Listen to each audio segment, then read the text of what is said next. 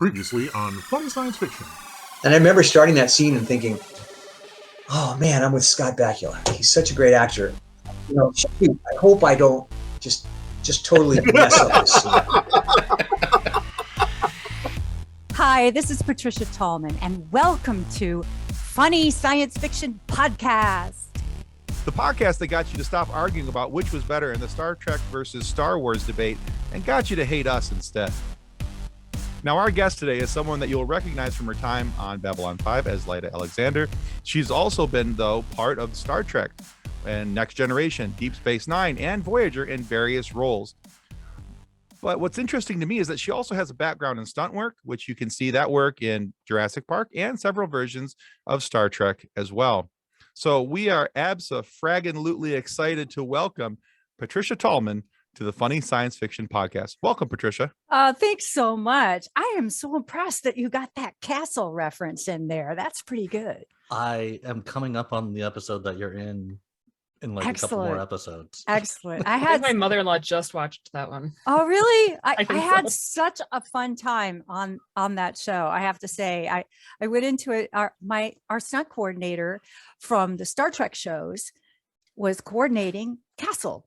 So and I have a friend who was the showrunner, one of the showrunners on the show, Scott Williams. So he said, and then Dennis piled on. They put me up in a meeting saying, "Look, we got to bring in Pat for this part because she can do her own stunt and she can act in the scene before she dies." You know, so the producers got double teamed to bring me in. But my thrilling bit was I had. My first scene, I was a cadaver on the slab, right? So they have their opening scenes where they are discussing the case at large.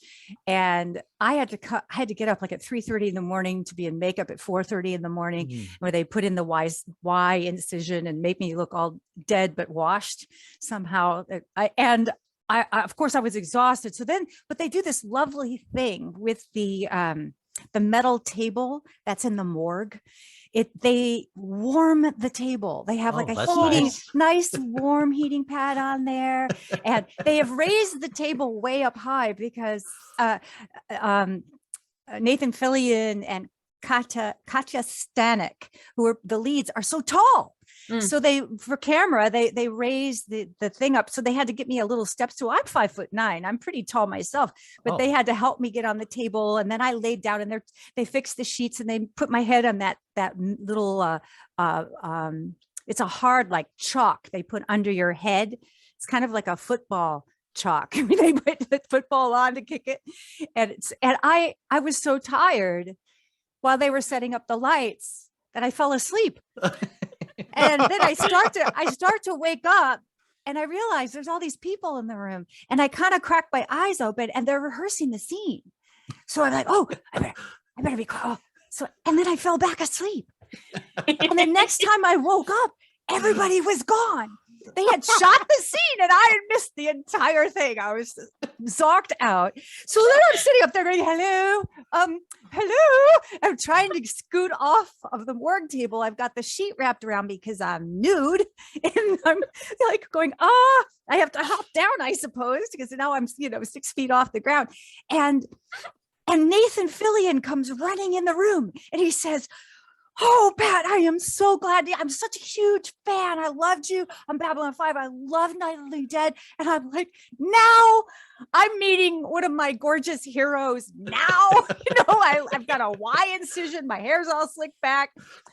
And so we're talking, and a friend of mine who was on the props, he was also props on Babylon 5, came in and took a picture of Nathan and I put it in my book. I'm so proud of it. It was kind of a random awesome. segue, but I had to have that picture in my book. It was like, oh, this is so cool. Yeah. And then when I was shooting the other scenes, I had an ice pick through my neck and I was kind of wired to the couch, so I couldn't really leave. And Nathan would come over and sit with me on that bloody couch and talk. He's got a lot of things to do, but he was so kind. Come over cool. and kind of, just to keep me company while I was wired to the couch for the day. The plus side to this really set of awesome stories that you're sharing here is that well, at least when you first met him, you were freshly awakened from a nap. So you were There's that. I hadn't Yeah, thought of it like you that, were Tim. you were spry. You were ready to go. So Yeah. Yeah. And just I mean, wearing a and- sheet, but you know. Right? But Wrapped who in a else gets sheet. to tell the story that the first time you got to talk to Nathan Fillion, you're only wearing a sheet? Yeah. Yeah. Yeah. And he was a gentleman about it. The whole thing. I He am- was if I ever get to meet Nathan Fillion, I'm going for just a sheet. Get him in the sheet. That's Yeah, my that's- next I'm next task. I'm pretty I'm sure right that's how there I with get a you. restraining orders. But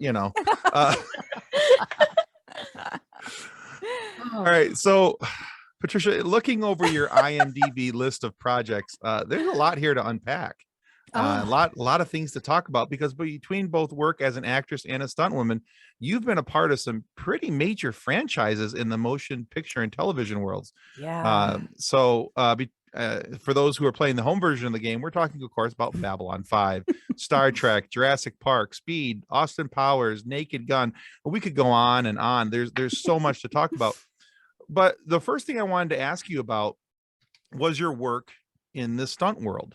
Now, we had the privilege of talking with the stunt woman, Michelle C. Smith, just a few episodes back. Nice. And I think for all of us that when we're talking about people who do stunt work, when we say, wow, I still have a hard time wrapping my head around some of the stuff that you guys do and how you do it and all that stuff. Because some of the things that you guys do are, of course, inherently dangerous. So it always makes me wonder when we have an opportunity to talk to somebody in the stunt world, what piqued your interest in stunt work? I know you know what, I have to say, I think that it's a very strange thing to do. I really do. And I've talked to a lot of young people up and what have come through the ranks who are thinking about doing stunts, and I get real with them.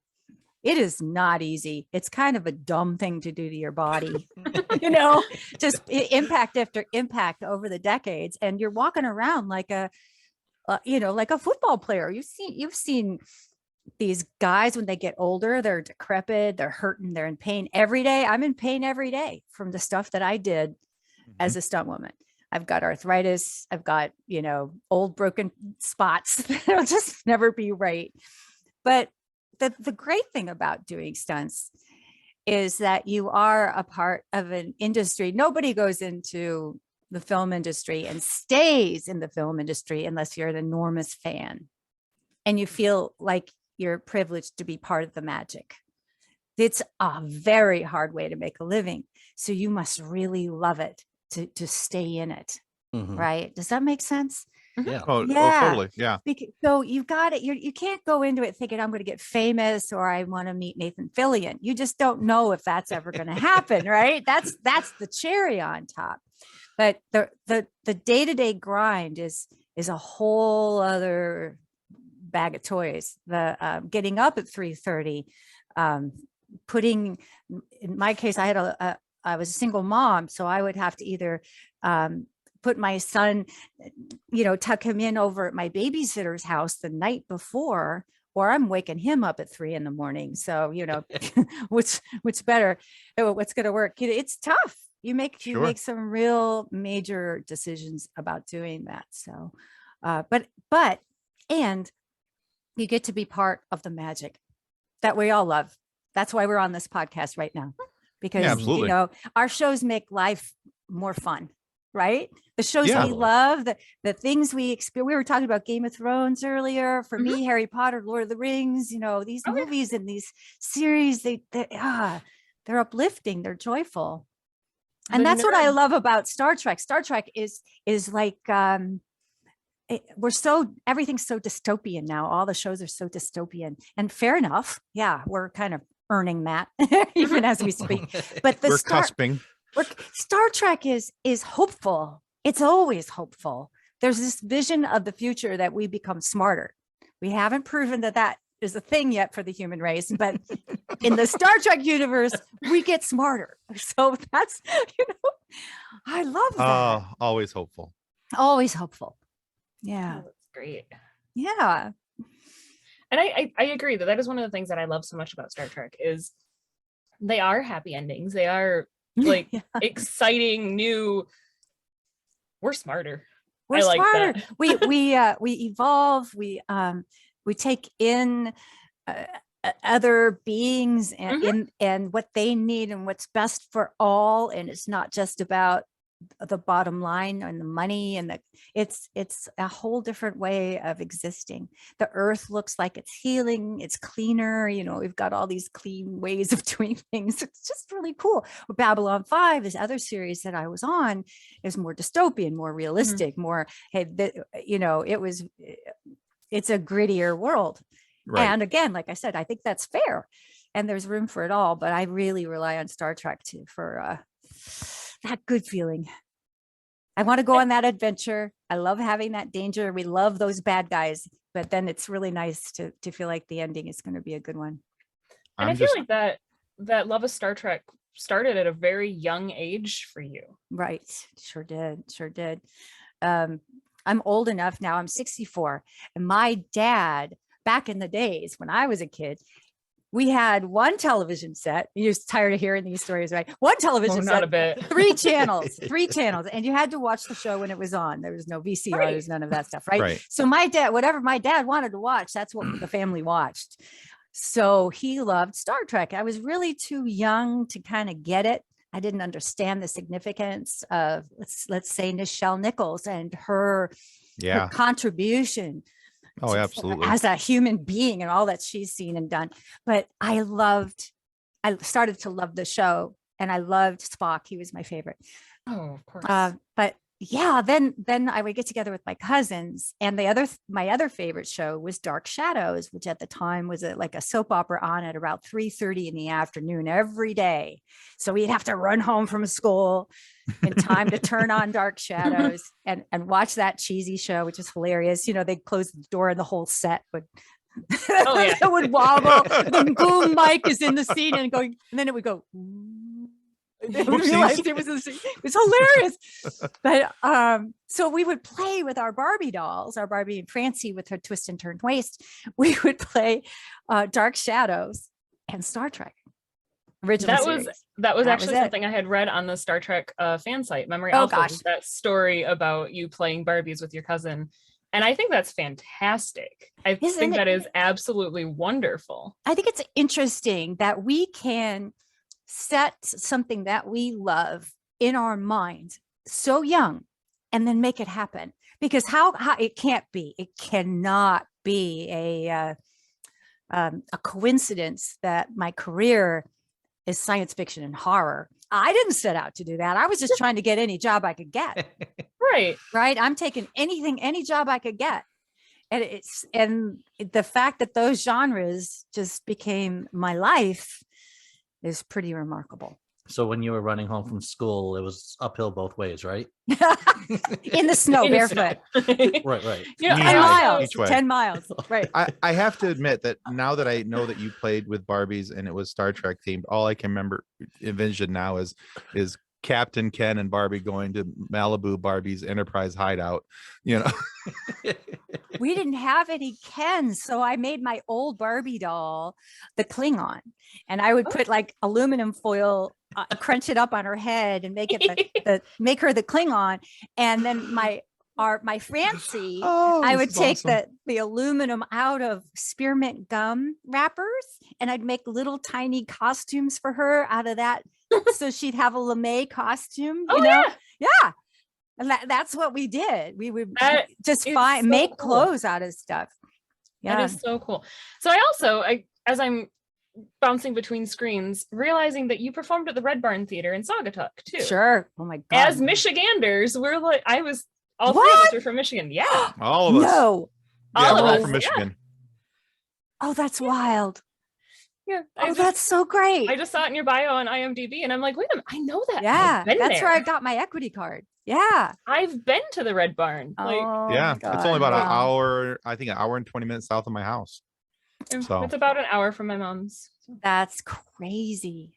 That's crazy. How Mm-hmm. Now I feel like we're all related somehow, What's funny is we actually you're my cousins, We had a similar experience. When we interviewed Rob Paulson, the voice of Yakko Warner. Oh. He's born and raised Detroit. Funny. and he's wearing his Red Wings cap while we're talking to him, and I'm like, we're all in Michigan. That's hilarious. Oh my Red Wings gosh. jersey in the background there. Ah, look at that. And Bruce Campbell and Sam Raimi, I mean, that's where they met, was in Michigan. And I love that the Midwest has done so much, especially for sci-fi. Like, I feel like there's a lot of sci-fi that's come out of the Midwest. See, we're just a bunch of happy nerds. I mean, Kirk was born in Iowa. There you go, right there.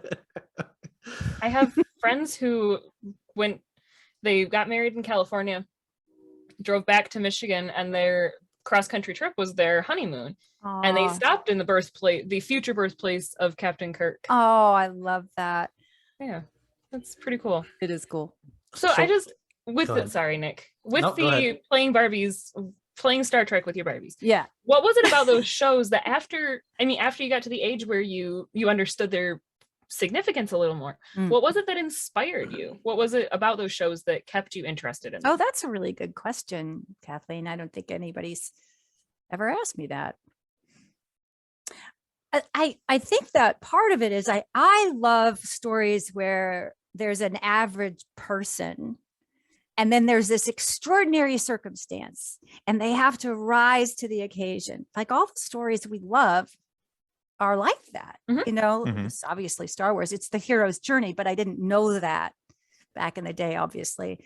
And so what I liked were these heightened stories. The heightened story in science fiction. Wow, you can go anywhere. Those, even in horror, like this extraordinary, what's the word? Not necessarily an enemy, but an obstacle, crazy, extraordinary obstacle, like that's super wicked, or it's haunting, or it's a monster. In science fiction, it could be, you know, anything. In horror, it could be anything. So I think that was part of it, just that the elevation of the stories. Yeah. That's really cool. That's cool to know. And I agree that is the fun thing about stories, is when you have that regular Joe who's thrown into this incredible scenario. And I think that we all enjoy that, and we have to figure out then how to survive it, right? And we love. So for me, honestly, and I hope I don't get hate mail about this, but I had Superman, Spider-Man, X-Men comic books. I love the comic books, but I'm a little tired of superheroes. Yeah, because they're not the average guy. You know, they're not the average woman. They already have superpowers, and so, oh, poor them. You know, it's really hard to care. You know, but you care about Luke Skywalker, right? You care because he's just a boy, and he was, you know, and he was orphaned, and he had this life, and he's trying to. You care about Harry Potter. He's kept in a cupboard.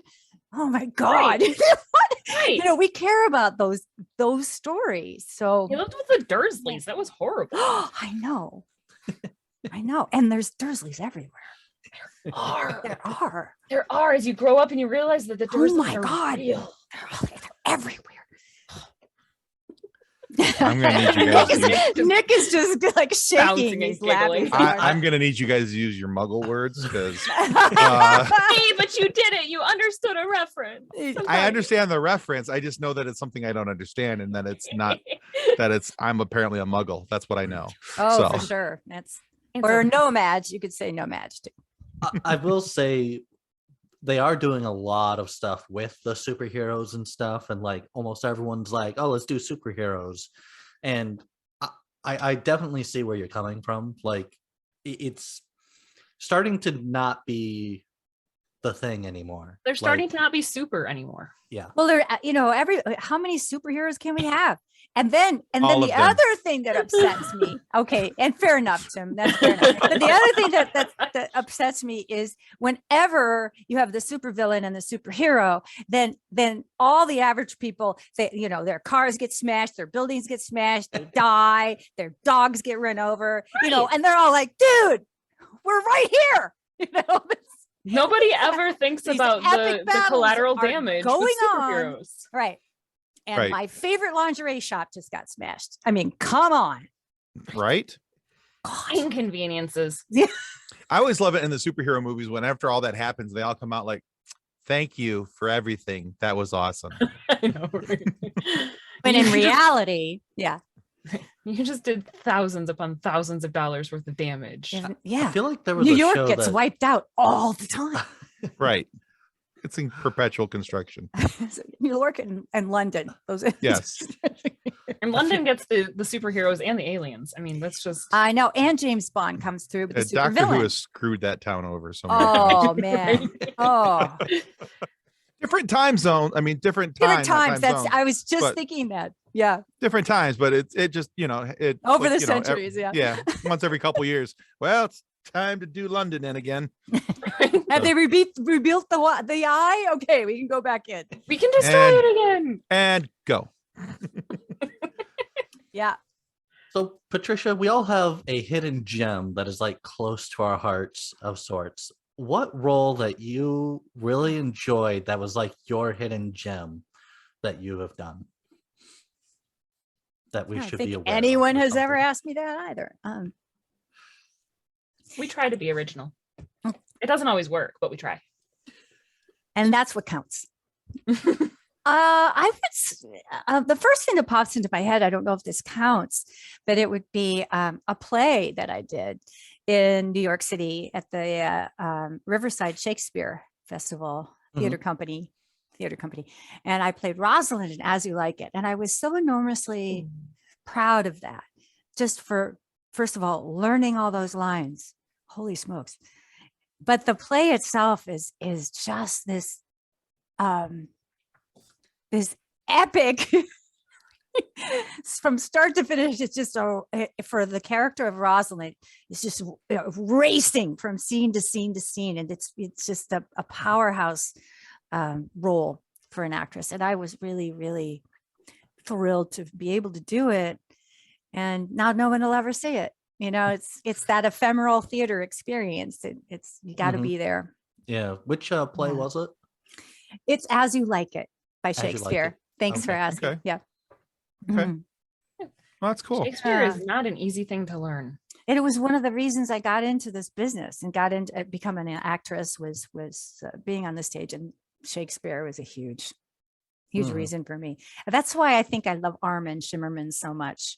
And Armin came into when COVID locked us down, I started an online convention basically called B5 Events, and Armin was my guest for one of the events. And for we called it a spotlight, he taught Shakespeare for non-actors. Like, how do you read Shakespeare? And we had volunteers that I organized ahead of time that he would put together in a scene, and then he would teach them as they were reading the parts. It was remarkable. Cool. It was so remarkable. He's quite a special person. He really is. He Super was amazing when we talked to him. Kind and so clear. I bet taking a class with him would be fantastic. And if we ever get out of COVID and he starts teaching again, I would be a part of that in a heartbeat. Oh, I'd sign up for that. Right? Absolutely. Yeah. Jim's like, I don't even like Shakespeare, and I'd sign up for that. Yeah. And if you have someone like Armin working, you love it so much. You start to love the Shakespeare, and then you can't wait to read more to use what he's taught you. Oh, Right. That's how good he is. Yeah. I think in many times when, depending on the topic, it comes down to the teacher. Yeah. They can be teaching a topic that you're not especially fond of, but because the teacher is so good, Absolutely. it makes it more palatable, and then it becomes.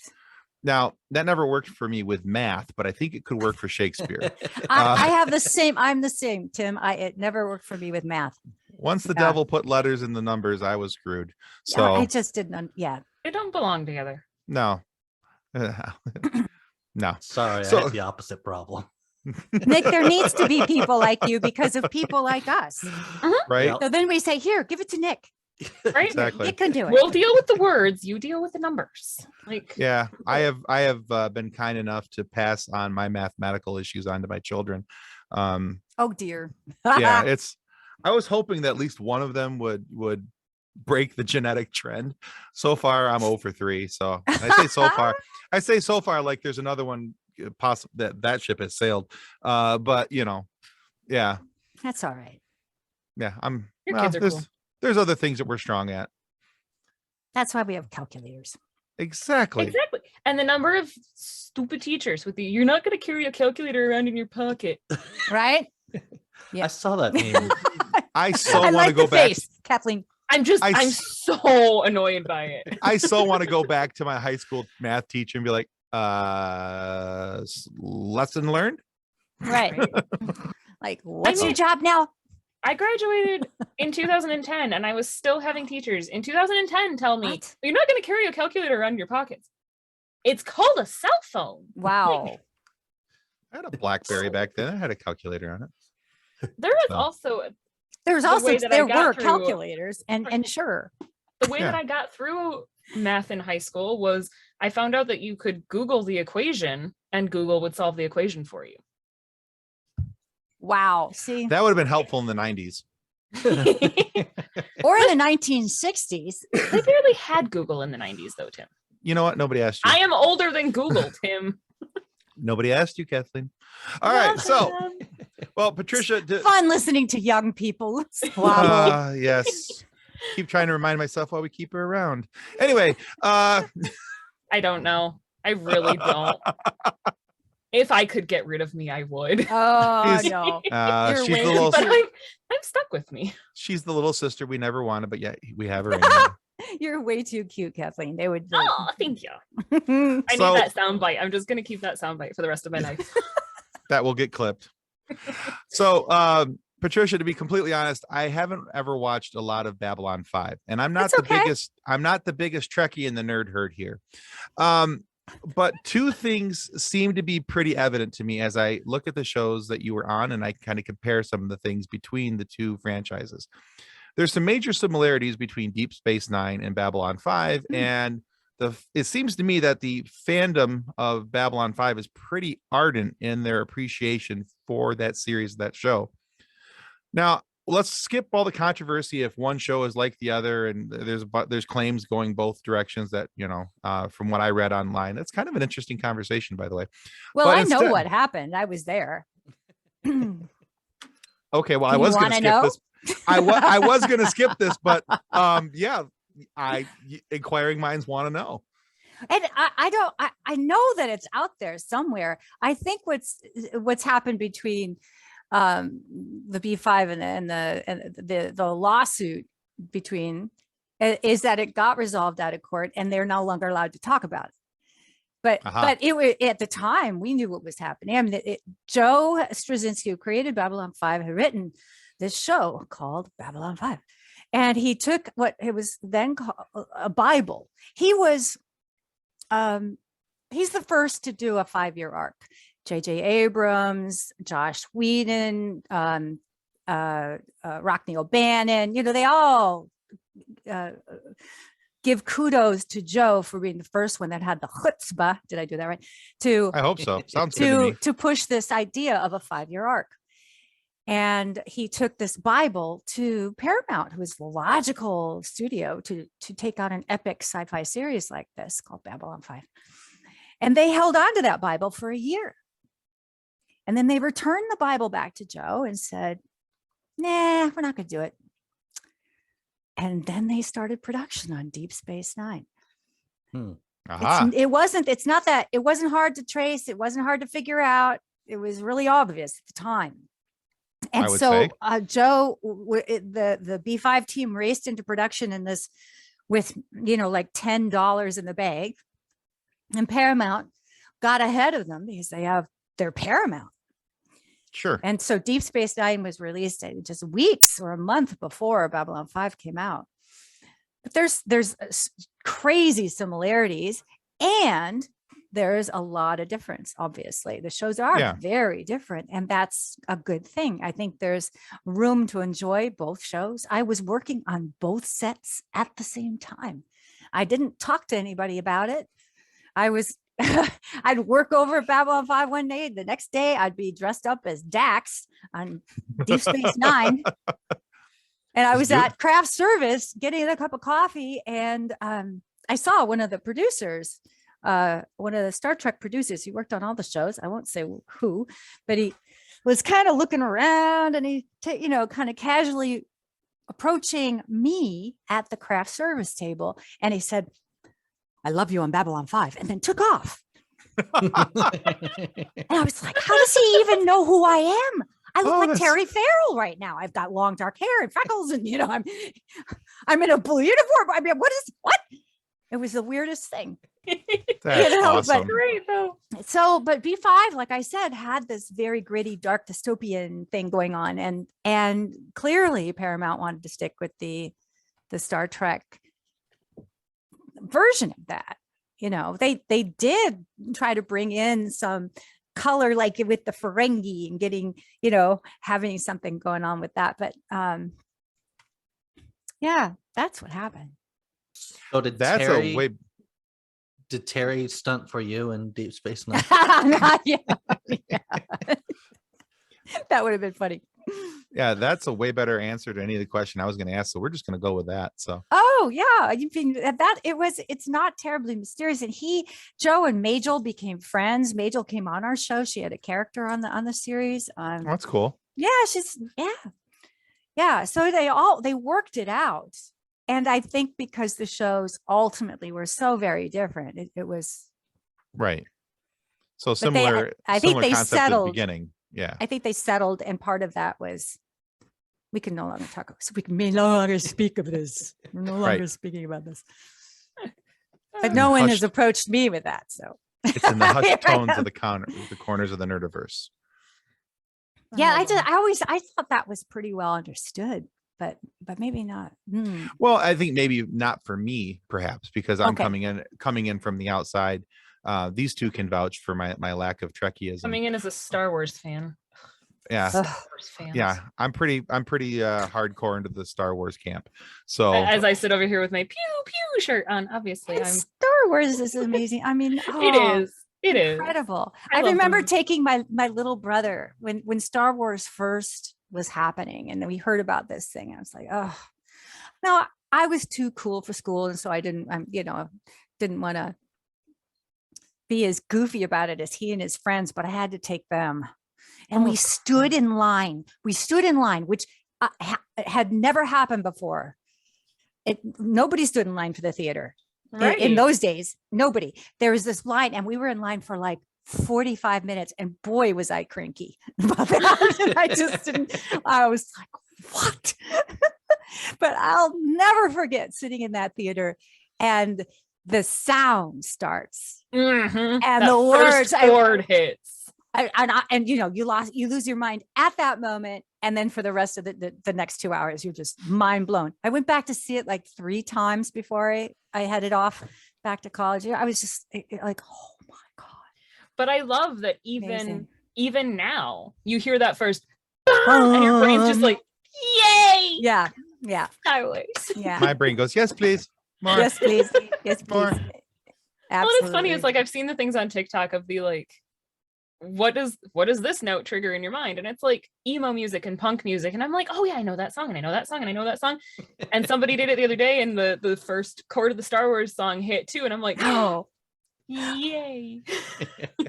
That sounds like my childhood. I love this. Yes, indeed. Oh, so the majority of us have spent the last 2 years at home because of this wonderful public health situation that is still happening. Yes. Yay. Yeah. So much fun. And it's been a bit of a challenge to maintain our positivity, especially when using social media. But Patricia, you have found an interesting outlet in something called the Safe Space in Patreon. Oh, which I am excited about. That is amazing that you've done that. Thank you. So what led up to you starting that Patreon community, and what do you think the biggest benefits are for it? Oh, that's I have been on quite a journey for years, the past 10 years, 9-10 years. And it's all kind of, the shutdown. I started a travel business. The universe is hilarious. And I was having 5 years in and finally really kicking in. I led my first big trip to New Zealand. It was epic. It was a huge success. I'm in Scotland scouting out my next trip, and we ended up in lockdown in Scotland.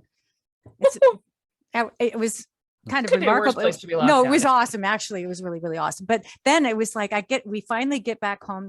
I started a new business in 10 days. The business was B5 events. It's like, we need, as a community, we need to keep talking to each other. We need to stay cool. We need to find an outlet, so the B5 events was started. And then I thought, okay, having an event once a month, which is about as much as I could manage, is great. And we need something else. We need more. Facebook is problematic for a bunch of reasons. And I wanted a place. Patreon doesn't even have what I want. So I'm actually talking to some people about creating my own, because what I want is what Patreon offers, as folks join and they can pay $5 or they can pay more to be a part of this community. And then we have activities all month. We've got regular activities, that we have things that just happen during the month. And I lead a topic every month on some sort of personal development theme. Again, trying to keep everybody up and positive and moving forward. And I have guests in when they're available to talk. Nana's been in, Armin. So let's see. Where was I going with that? So what I really, really want is to combine the best things about Facebook with what Patreon has, and without having to have all these disparate different apps that sometimes don't play nice. Right. So that's kind of my challenge these days. But that's what I wanted to do, is to create a community, a safe space for people who wanted to nerd out together, and we're also interested in some personal development. How do I become more productive? I've got this creative idea. What do I do? Blah, blah, blah, blah. Bring in your question. Having that community, but still safely. I like that idea. That's really cool. Yeah, and I curate it. I've only had to kick one person out, but I make sure that we have a set of guidelines that we all feel good about. Similar to what we're talking about here. No politics, no religion. If you're welcome to have those talks, but just not here. Not here. Right. Yeah. Right. And keep it so that it is.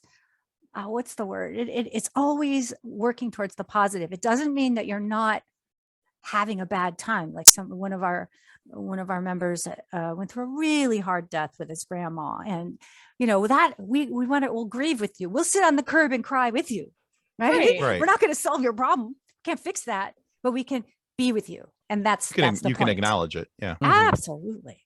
Yeah. Absolutely. Right.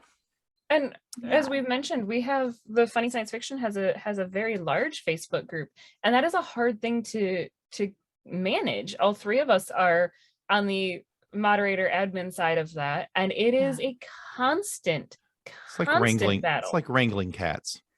I don't have Wet quite cats. as many as you guys Wet do, cats. but I do have a big group too on Facebook, and it is kind of the Wild West. It's like, I can't believe this stuff, people. And they're just trolls coming in to cause trouble.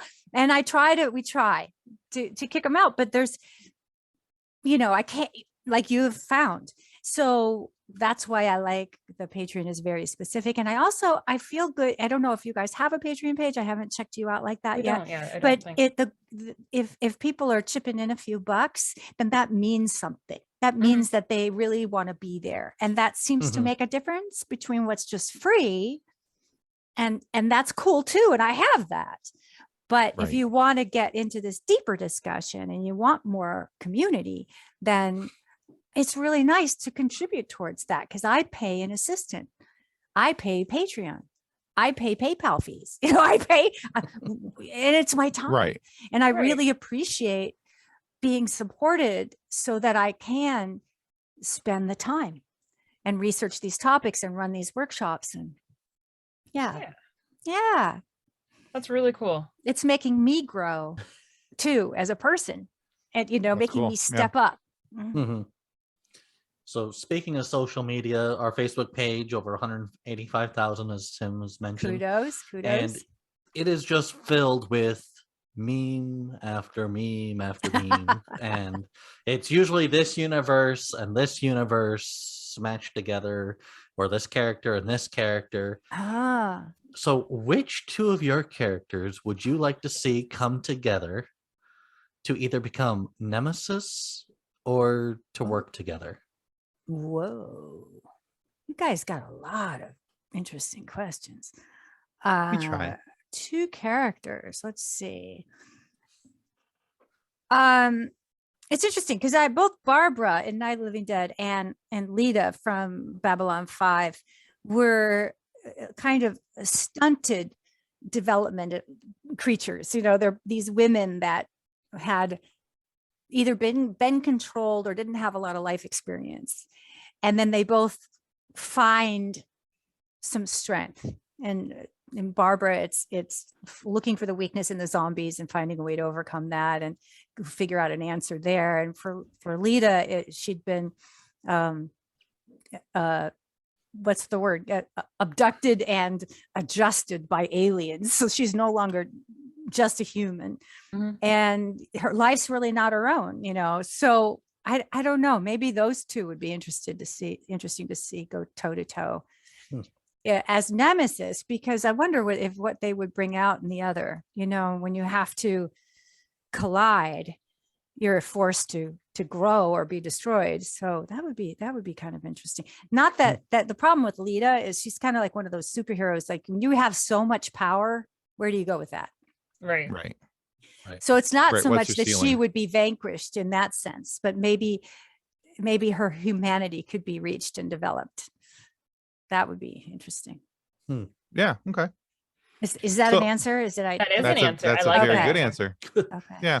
It makes you wonder because you have to look at that, like you said, with Lyta and her powers, you have to say, okay, what's the ceiling?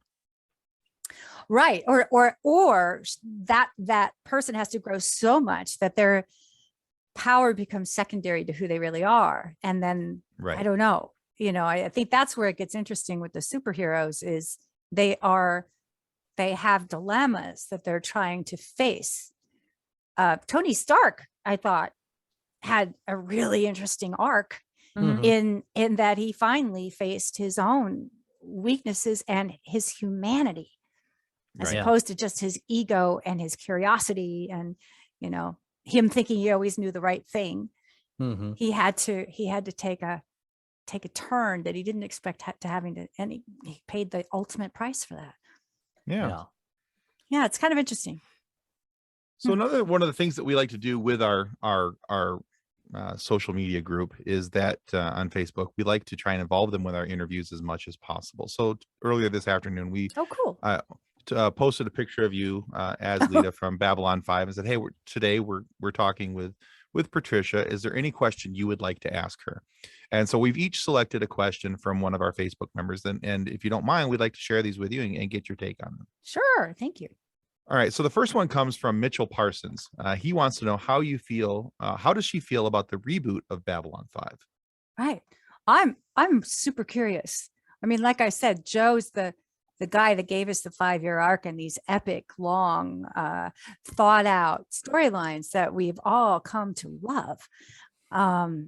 It's going to be really interesting to see what he thinks is interesting next. The reboot isn't going to be, you know, a scene by scene, shot by shot redoing. You know, it's going to be a new animal. And so I'm very excited to see what he does with it. Yeah. Okay. I think the show's in really good hands with Straczynski. Right? Awesome. Excellent. We want some new stuff to watch. Let's see. Bring it. Sorry. I'm okay. Very good. Okay, good. So I also have a group. Yeah, wow. I'm good. Tim. Don't edit that. Leave that in. That's awesome. I like those. Yeah, I got this. She'll kill me later. Nah, it's all right. So I also have a question from the group. This is from Jim Carbone, and he wanted to know, what role would you like on a current sci-fi show? And I kind of wanted to expand that into a little bit of the upcoming films, TV shows, and of course, if there's anything that you already have an NDA against, obviously not. I don't have any violating NDAs. those. Haha. Thanks. Tim was his name. Was that Tim? Jim. Jim. Thank you, Jim, for your question. What current? I'm enjoying the Robert Jordan Wheel of Time. Is that right? Wheel of Time? I'm enjoying that. I've read those books, so long ago that I'm still surprised every episode. What? Oh, I think I knew that. Oh, what? So good. I may have read that. I think I knew. It would have been Game of Thrones. It would have been that. I would have loved to ride a dragon. I just want to. Oh, yeah. I want a dragon. Doesn't everybody? I would do anything to ride. Yeah. Yeah, but I don't have. I'm not as up on what might be coming down the pike. So if they were doing any more Harry Potter and hiring Americans, that would be something. Maybe in that case, it would have to be Fantastic Beasts, right? Yes. Okay. Yeah. And I could be a fantastic beast. Could. Some kind of beast. That'd be cool. That would be fun. Yeah. Did that answer that? Was that it good? Did. Yeah, live great. Inside of a briefcase that's bigger on the inside. It'd be so much fun. I know. Full of creatures. Tim's again like, I got nothing. Got nothing. I don't know. See what you're missing? So Chris Cooper from our group, his question was, so being a stunt woman, if a production forced you to have a stunt double when you were working as an actor and not a stunt double, did you Sure. Did you have those instances? I did. And I said, bring her. Yeah, absolutely. I'll sit in my chair having my cup of tea. Yeah, no, I did, because it gave another woman a job, and then she gets residuals. So for those of you who are maybe not clear what residuals are, when you have a TV show and you sell it to a different, what do you call that? A different region. Like suddenly now Babylon 5 is over in Japan and rerunning in Australia. They will pay everybody a few cents. It's that we're profit sharing basically, because we're all part of that production. And so in order to receive a residual, though, you have to be on camera for an actor to get residuals. You have to be on camera. And so for a stunt person, what that means is it has to be your body flying through the air, or your body part taking a hit, or whatever it is. Like I did for Nana many times. It was my back or the back of my head, but nonetheless, I'm in the shot. And Nana was very cognizant about making sure that I got on camera that day. So I would try to do that too for my stunt doubles. And I think it's a great thing to be able to do. And awesome. Plus I get to be, I get to sit in my chair like Judi Dench. Get a little bit less damage. Helen Mirren. Pinky's out, everyone. Pinky's out. Yes, exactly. Having my tea. Oh, that's awesome. All right. So Patricia, we're at a point in our show where we want to run you through a little quiz. Oh gosh. Just when I thought I had graduated and more quizzes. Okay. All right. So it's a 5-question quiz. Okay. And each of the questions are multiple choice. Okay. So this will make it a little easier. However, so if you get 3 questions correct, we want to send you one of these handy dandy I gave to the Red Shirt Widows and Orphan Fund coffee mugs. Aww. Okay. If you get 4 questions correct, we're going to send you that coffee mug. And Nick, do you have the book this time? It's like across the room, but I mean, it's like he's looking at it. It's all the way over there. You need to use your telepathy to bring it, or your psychokinesis. Bring it over. All right.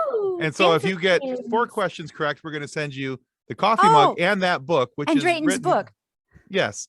This is written by our group founder, Drayton Allen. Nice. So that one is called Dances with Aliens. It's about the last man on Earth who's a dog, but not a dog that goes woof, but a singing, dancing dog of the cartoon theme park variety. And so it's all about how intelligent beings could travel to other cosmoses, but not yet recognize a guy in a dog suit. So it's kind of interesting. That sounds really fun. All right, good. Now, if you get less than 3 questions correct, if you only get 2, We take a picture of you, we make a meme out of you, and we put it in our Facebook group. We like to call it the fun sequence. Are you okay Do with I get that? a dunce cap? You put a dunce cap on We me? can totally put a dunce cap We on can you. totally put a dunce cap on you if you'd like us to. Well, I would deserve it. So We put a pretty floral bonnet on Dan Povenmire. So. And used a quote from Nathan Fillion on Firefly. Well, that I wouldn't swear be so by bad. my pretty floral bonnet, I'll end you. Oh, I did love that episode. Yeah, that was a good one. So, But I'll tell you right up front. I know I have no brain cells left, but let's give it a try. all right. So all 5 of these questions are about Babylon 5. That doesn't mean anything. Trust me. I realize that it's a 50-50 chance. I probably know Harry Potter way better than Babylon 5. But all right. Well, if I would have known that when I was writing the quiz. So, all right, Nick, take us out. Let's see how we do. Oh. What is the name of the planet below Epsilon 5? Is it Epsilon 3, Pluto, or Venus?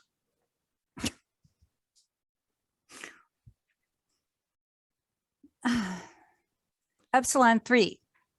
You are correct. Awesome. Oh my God. Question number 2. What race had a weapon that was a huge black cloud that contained thousands of missiles and was capable of devastating an entire planet? Was it the Centauri, the Shadows, or Daywalkers? It was the Shadows. It was the Shadows. 2 for 2. Sounds terrifying. Yeah, Actually, they were never bad. any Babylon 5. No, they were bad. That's okay. Don't worry about it. It's a good show, though. I think you'd like it. I was very, very pro Deep Space Nine. Like, well, you know what? They're so different. They really are super different, and the actors are wonderful. So I think you'd enjoy it. I'm sure I probably would. And I mean, I'm not even in the first season. So. All right. What did the Minbari called Sheridan because of an action he took during the Earth-Minbari War? Was it Destroyer of Worlds, Star-Lord, or Star-Killer? Oh, that's not what I thought at all.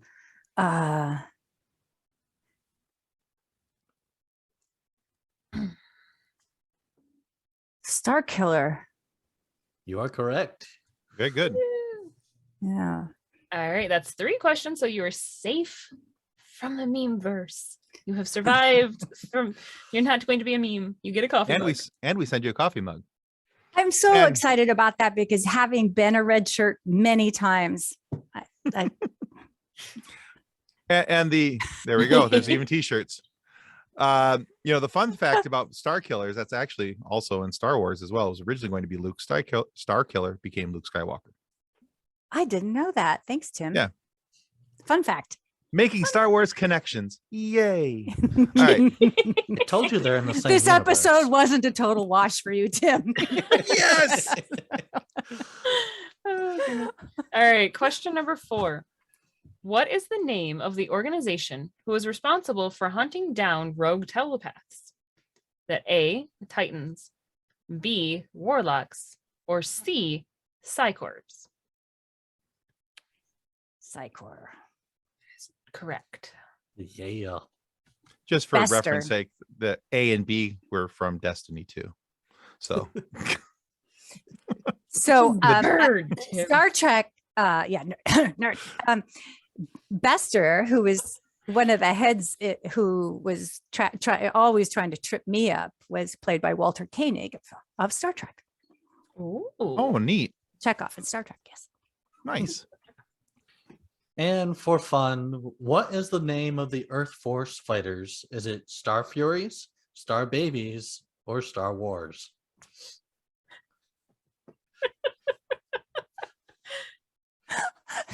Who wrote these?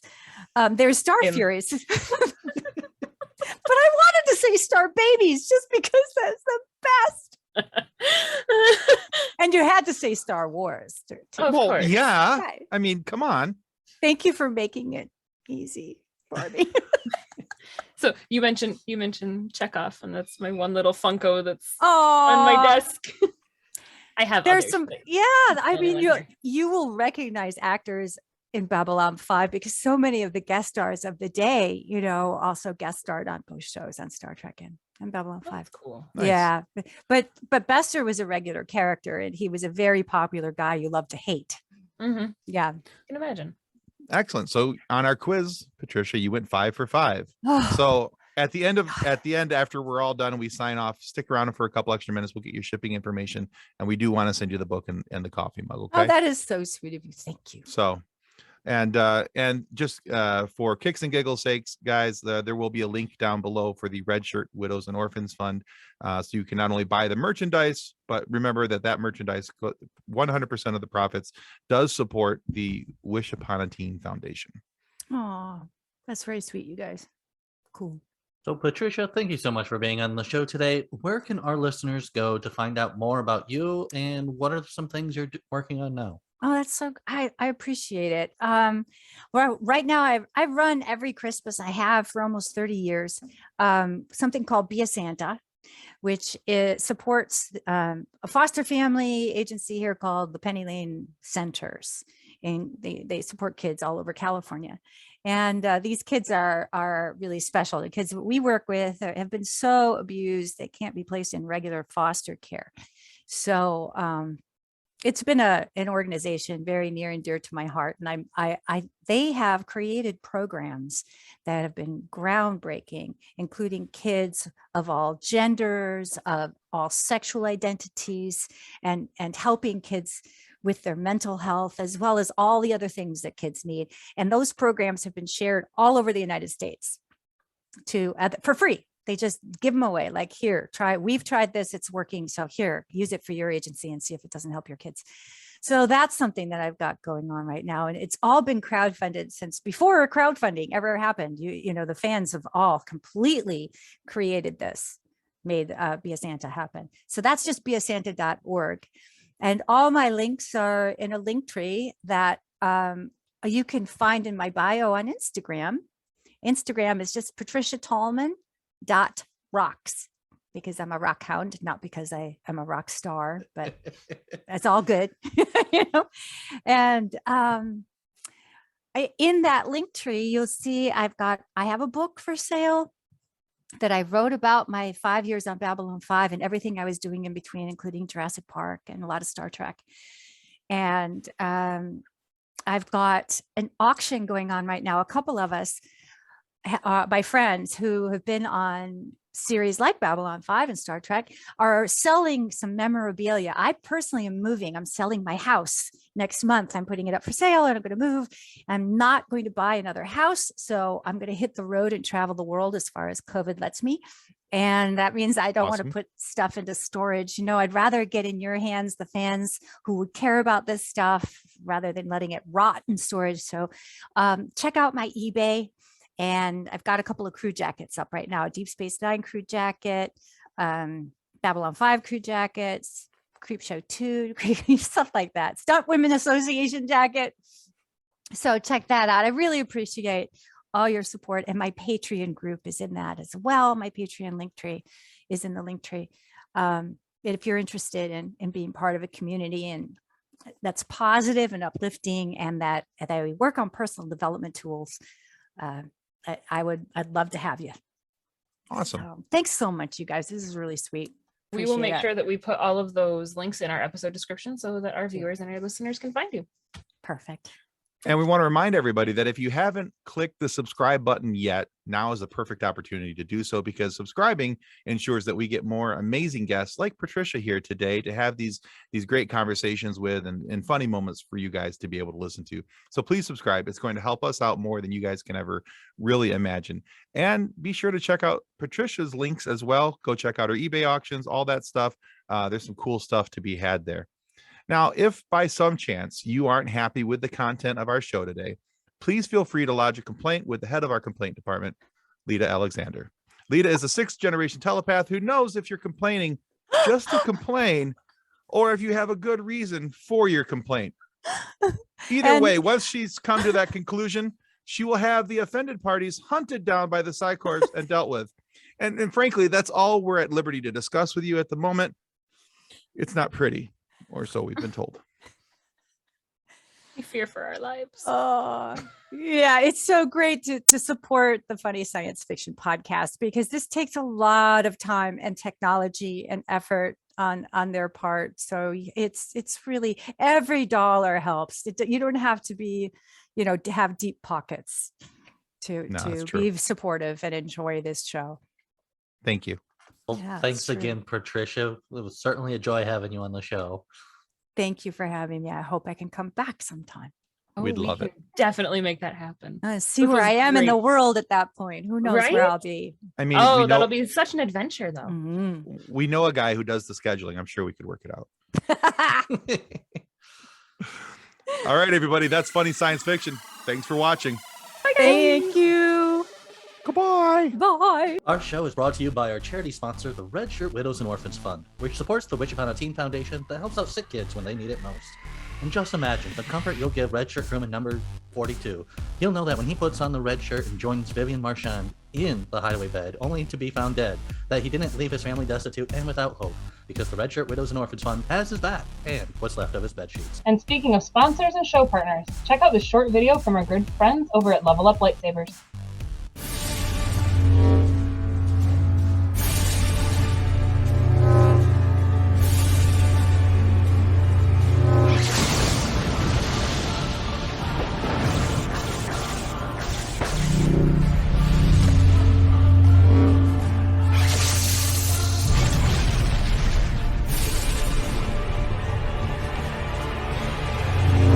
Information about Level Up Lightsabers and their online training sessions can be found in the episode description below.